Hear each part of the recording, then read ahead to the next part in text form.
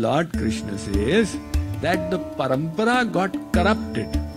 So I have again come and I am re-establishing it, Arjun. God can either take avatar and re-establish it, or he can do it through his saints, the Guru.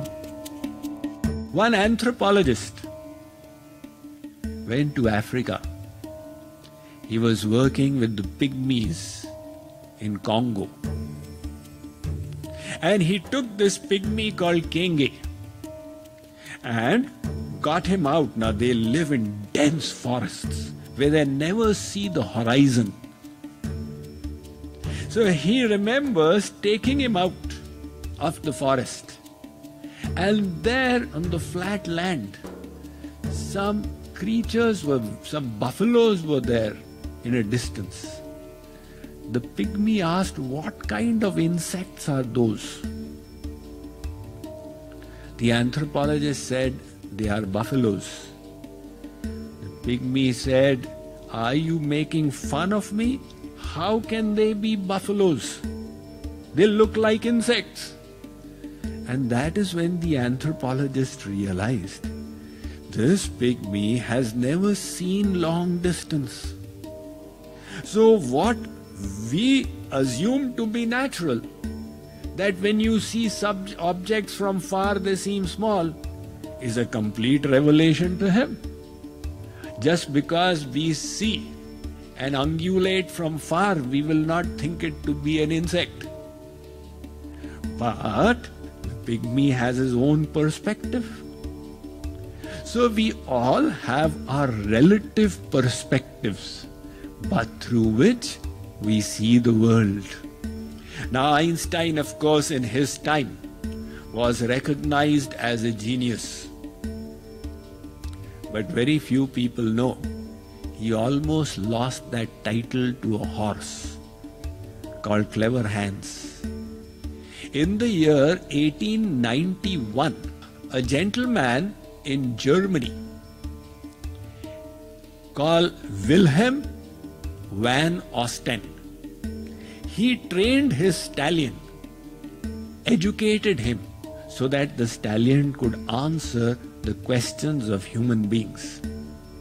Like, for example, if you ask the horse, and the horse was called Clever Hans, you ask him, "What is 3 plus 4? And the horse would answer 7. Not with his mouth.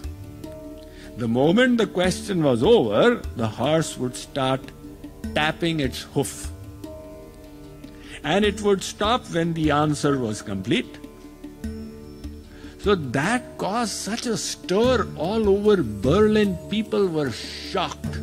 There were public performances of Clever Hans. And this continued for 13 years. Of course, he did not get all answers right, but he knew far more than any other creature on 4 legs did. So then one professor in the Berlin Psychological Institute, he sent his assistant called Oscar Fungst to go and check it out. And Oscar Fungst observed something strange, that if Mr. Osten, the horse trainer, did not know the answer to the question, then the horse also did not know the answer to the question. And if this trainer was behind the horse, then the horse did not know the answer to the question. So slowly he discovered that the horse was actually not understanding what Wilhelm van Osten was saying. But the moment Wilhelm van Osten spoke a question, he used to bend a little. And the horse used to observe that and would start tapping. And whenever the answer was complete, unconsciously, he would straighten up and the horse would stop. The deception was so subtle, it was not intentional. Osten was not a cheat.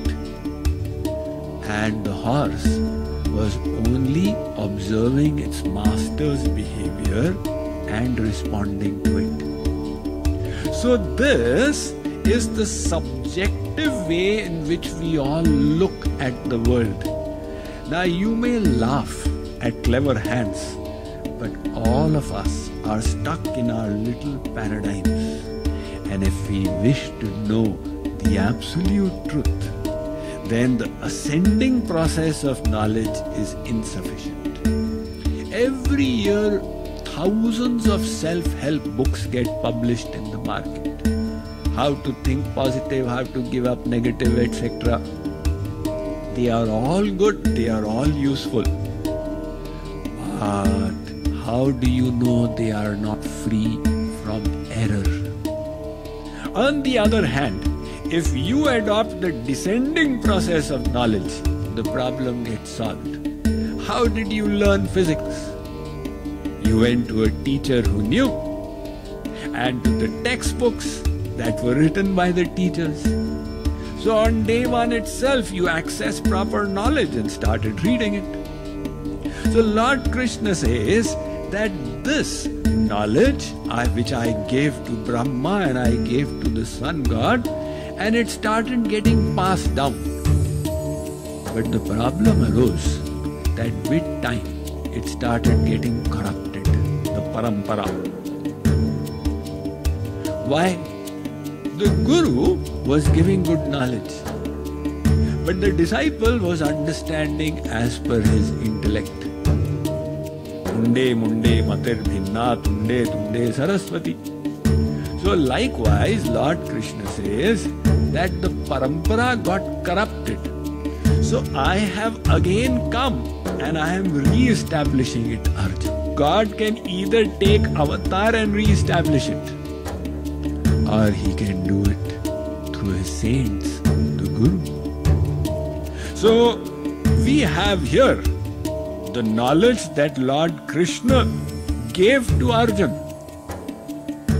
and we are understanding it through a descended saint, Jagat Guru Shree Kripaluji Maharaj, who was a descended saint who received the title of the 5th original Jagat Guru in Indian history and the Jagat Guru Tam.